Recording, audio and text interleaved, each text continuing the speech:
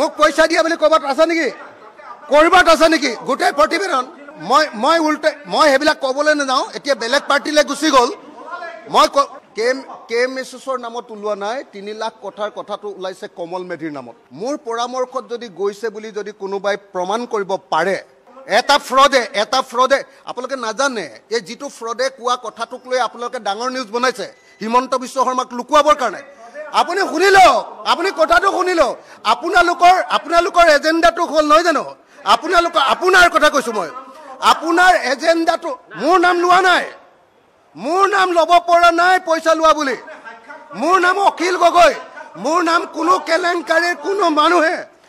কেলেংকাৰীৰ কোনো মানুহে অখিল গগৈক পইচা দিছে বুলি কোনো মানুহে ল'ব পৰাৰ সাহস অসমত জন্ম হোৱা নাই পইচা দিছে বুলি ল'ব পৰাৰ সাহস অসমত জন্ম হোৱা নাই মই আপোনাক চ্যালেঞ্জ কৰি ক'ব পাৰো কোনো কেলেংকাৰীত অখিল গগৈক পইচা দিছে বুলি কোৱাৰ কোনো মানুহ জন্ম হোৱা নাই বুলি মই চ্যালেঞ্জ কৰি ক'ব পাৰো কিন্তু আপোনালোকে হিমন্ত বিশ্ব শৰ্মাৰ নাম কমাবৰ কাৰণে আপোনালোকে সৰু কথাবিলাকক ডাঙৰ কৰি আছে গৌৰৱ গগৈক ডাঙৰ কৰি দিছে কমল মেধিক ডাঙৰ কৰি দিছে দুলাল বৰাক ডাঙৰ কৰি দিছে এই গোটেইকেইটা লগালে 6 লাখ টকা মান 7 লাখ টকা মান হ'ব এপিএসসি কেলেংকাৰীটো কেইবা হাজাৰ কোটি টকাৰ কেলেংকাৰীয়ে নহয় ই এটা অসম ধ্বংস কৰা ডাঙৰ অভিযান আছিল এপিএসসি কেলেংকাৰীৰ প্ৰকৃত খলনায়ক দুজন হ'ল তৰুণ গগৈ ডাঙৰীয়া আৰু হিমন্ত বিশ্ব শৰ্মা ডাঙৰীয়া আৰু আটাইতকৈ ডাঙৰ খলনায়কজনৰ নাম হিমন্ত বিশ্ব শৰ্মা এপিএসসি কেলেংকাৰীটো অসমৰ ইতিহাসত নোহোৱা নোপোজা ধৰণৰ এটা ভয়ংকৰ কেলেংকাৰী সেই কথাটো আমি সকলোৱে বুজি উঠিব লাগিব এৰ মানে বেলেগ সৰু সুৰা কেলেংকাৰীৰ নিচিনা নহয় এটোৱে মানে গোটেই সিস্টেমটোক ভাঙি চিঙি শেষ কৰি পেলাইছিল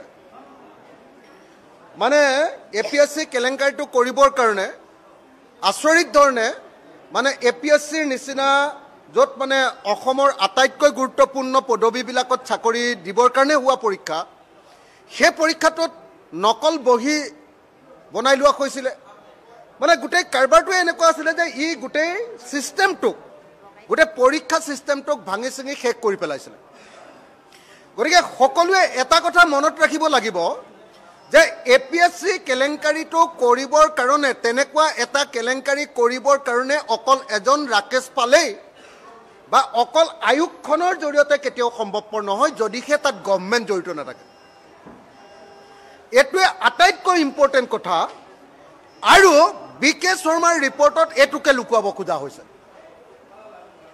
বিকে শৰ্মাৰ ৰিপৰ্টত বিপ্লৱ কুমাৰ শৰ্মাৰ ৰিপৰ্টত 14 জন মানুহক দোষী সাব্যস্ত কৰা হৈছে চেয়াৰমেনৰ পৰা পিএছও লৈকে কিন্তু তাত কোনো পৰ্যায়ত কোনো দোষী সাব্যস্ত কৰি দিয়া এখন তালিকা আছে আপোনালোকে চাই ল'ব সেই তালিকাখনত 14 জন মানুহক দোষী সাব্যস্ত কৰা হৈছে য'ত চেয়াৰমেনৰ পৰা এক্সামিনেশ্যন কণ্ট্ৰলাৰৰ পৰা পিএছও জনলৈকে এই 14 জন মানুহক দোষী সাব্যস্ত কৰা হৈছে কিন্তু গোটেই কেলেংকাৰীটোৰ পৃষ্ঠপোষকতা কৰা প্ৰকৃত যিসকল ৰাজনীতিক তেওঁলোকক সেই কেলেংকাৰীটোৰ পৰা নাইকিয়া কৰি দিয়া হৈছে আৰু যাতে সেইটো লুকুৱাব পাৰে তাৰ কাৰণে বিকে শৰ্মা প্ৰতিবেদনখনত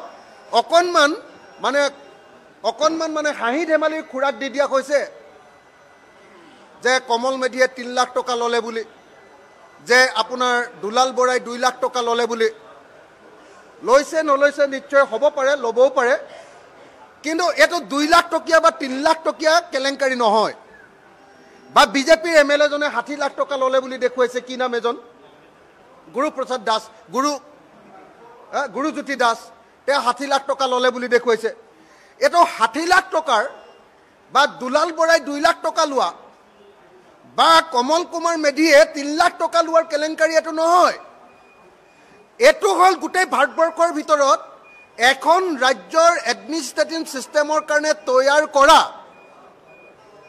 অফিচাৰ্ছ বিলাকৰ যিটো পৰীক্ষা সেই পৰীক্ষাটো সম্পূৰ্ণৰূপে মাফিয়া ষ্টাইলত একেবাৰে ধ্বংস কৰি দিয়া এটা কেলেংকাৰী নাম্বাৰ 1 এপিএসসি কেলেংকাৰীৰ প্ৰকৃত খলনায়ক দুজন হ'ল তৰুণ গগৈ ডাঙৰীয়া আৰু হিমন্ত বিশ্ব শৰ্মা ডাঙৰীয়া আৰু আটাইতকৈ ডাঙৰ খলনায়কজনৰ নাম হিমন্ত বিশ্ব শৰ্মা প্ৰত্যেকটো কেলেংকাৰীৰ ক্ষেত্ৰতে হেতু লুই বাজাৰ হওক হেতু আপোনাৰ 1000 কোটি টকাৰ এনচি হিলছ কেলেংকাৰী হওক সেইটো আপোনাৰ টাটা কেলেংকাৰী হওক, এই আপোনাৰ কংগ্ৰেছৰ মানুহজনক হত্যা কৰা কি নাম আছিলে, শৰ্মা, উজান বজাৰৰ সেই কেলেংকাৰী হওক, বা মানুহৰ পৰা এক্সটৰ্শন কৰা প্ৰত্যেকটো কাগজ অসমৰ ৰাজনীতিত আগতে এতিয়ালৈকে প্ৰত্যেকটো কাগজ নাইকিয়া কৰি দিব পৰা যিজন মাফিয়া ৰাজনীতিক, সেইজনৰ নামে হ'ল হিমন্ত বিশ্ব শৰ্মা।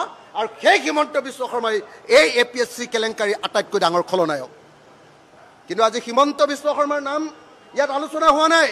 আলোচনা হৈছে গৌৰৱ গগৈৰ নাম, আলোচনা হৈছে কমল কুমাৰ মেধিৰ নাম, আলোচনা হৈছে কি নাম, এই ফ্ৰড কি নাম, দুলাল বৰাৰ নাম। কিন্তু এই কেলেংকাৰীৰ প্ৰকৃত খলনায়ক হিমন্ত বিশ্ব শৰ্মা, আৰু লগত এই কেলেংকাৰীৰ মূল পৃষ্ঠপোষক তৰুণ গগৈ ডাঙৰীয়া। আৰু দুজন মানুহ আছে, এজন হ'ল বৰাক উপত্যকাৰ মন্ত্ৰী গৌতম ৰয়, আৰু এজন মন্ত্ৰী আছে, সেই মন্ত্ৰীজনৰ নাম নকওঁ, এতিয়াও ৰাজনীতিত সক্ৰিয়। আৰু এজন মন্ত্ৰীও এই কেলেংকাৰীৰ পৃষ্ঠপোষক আছিলে, মই নামটো ক'ব খোজা নাই। আপোনালোকে জানে, আপোনালোকে উলিয়াব নেকি? তো হিমন্ত বিশ্ব শৰ্মাৰ নাম উলিয়াব?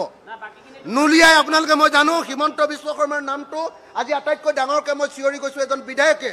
এই কেলেংকাৰী আটাইতকৈ বেছিকৈ কষ্ট কৰা মানুহজন মই, জেলত গৈছোঁ মই। এই কেলেংকাৰীৰ তদন্তৰ পুৰা CBI তদন্ত আৰু গোটেই কেলেংকাৰীৰ তদন্ত কৰোৱাবৰ ব্যৱস্থা কৰিছোঁ মই। আৰু এই কেলেংকাৰীৰ বিৰুদ্ধে আটাইতকৈ যুঁজা মানুহজনে কৈছোঁ যে এই কেলেংকাৰীৰ আটাইতকৈ ডাঙৰ খলনায়কজনৰ নাম হ'ল হিমন্ত বিশ্ব শৰ্মা। কিন্তু এইটো কাইলৈ নোলায়, এইটো আজি নোলায়, এইটো আপুনি দিয়াৰ ব্যৱস্থা গ্ৰহণ কৰক। মোক পইচা দিয়া বুলি ক'ৰবাত আছে নেকি, ক'ৰবাত আছে নেকি? গোটেই প্ৰতিবেদন মই সেইবিলাক ক'বলৈ নাযাওঁ, এতিয়া বেলেগ পাৰ্টিলৈ গুচি গ'ল। মই KMSSৰ নামত ওলোৱা নাই, 3 লাখ কথাটো ওলাইছে কমল মেধিৰ নামত। মোৰ পৰামৰ্শত যদি গৈছে বুলি যদি কোনোবাই প্ৰমাণ কৰিব পাৰে, এটা ফ্ৰডে আপোনালোকে নাজানে, এই যিটো ফ্ৰডে কোৱা কথাটোক লৈ আপোনালোকে ডাঙৰ নিউজ বনাইছে হিমন্ত বিশ্ব শৰ্মাক লুকুৱাবৰ কাৰণে। আপুনি শুনি লওক, আপুনি কথাটো শুনি লওক। আপোনালোকৰ এজেণ্ডাটো হ'ল নহয় জানো? আপোনাৰ কথা কৈছোঁ মই, আপোনাৰ এজেণ্ডাটো মোৰ নাম লোৱা নাই, মোৰ নাম ল'ব পৰা নাই পইচা লোৱা বুলি। মোৰ নাম অখিল গগৈ। মোৰ নাম কোনো কেলেংকাৰীৰ কোনো মানুহে অখিল গগৈক পইচা দিছে বুলি কোনো মানুহে ল'ব পৰাৰ সাহস অসমত জন্ম হোৱা নাই। পইচা দিছে বুলি ল'ব পৰাৰ সাহস অসমত জন্ম হোৱা নাই। মই আপোনাক চেলেঞ্জ কৰি ক'ব পাৰোঁ, কোনো কেলেংকাৰীত অখিল গগৈক পইচা দিছে বুলি কোৱাৰ কোনো মানুহ জন্ম হোৱা নাই বুলি মই চেলেঞ্জ কৰি ক'ব পাৰোঁ। কিন্তু আপোনালোকে হিমন্ত বিশ্ব শৰ্মাৰ নাম কমাবৰ কাৰণে আপোনালোকে সৰু কথাবিলাকক ডাঙৰ কৰি আছে। গৌৰৱ গগৈক ডাঙৰ কৰি দিছে, কমল মেধিক ডাঙৰ কৰি দিছে, দুলাল বৰাক ডাঙৰ কৰি দিছে। এই গোটেইকেইটা লগালে 6 লাখ টকামান 7 লাখ টকামান হ'ব। APSC কেলেংকাৰীটো কেইবা হাজাৰ কোটি টকাৰ কেলেংকাৰীয়ে নহয়, ই এটা অসম ধ্বংস কৰা ডাঙৰ অভিযান আছিলে, সেইটো লুকুৱাই ৰাখিছে। হিমন্ত বিশ্ব শৰ্মা APSC কেলেংকাৰী সৰ্বাধিনায়ক। হিমন্ত বিশ্ব শৰ্মা আটাইতকৈ ডাঙৰ খলনায়ক APSC কেলেংকাৰী। এইটো আপোনালোকে আজি প্ৰকাশ কৰক, তেতিয়াহ'লে মই মানিম যে আপোনালোকে ঠিকেই আছে। নহ'লে এই 2 লাখ 3 লাখ টকীয়া কথাক লৈ এনে হাল্লা হুলস্থুল কৰি থাকি লাভ নাই। আৰু অখিল গগৈ চেলেঞ্জ কৰি কাৰো লাভ নাই, অখিল গগৈ পইচা নাখায়।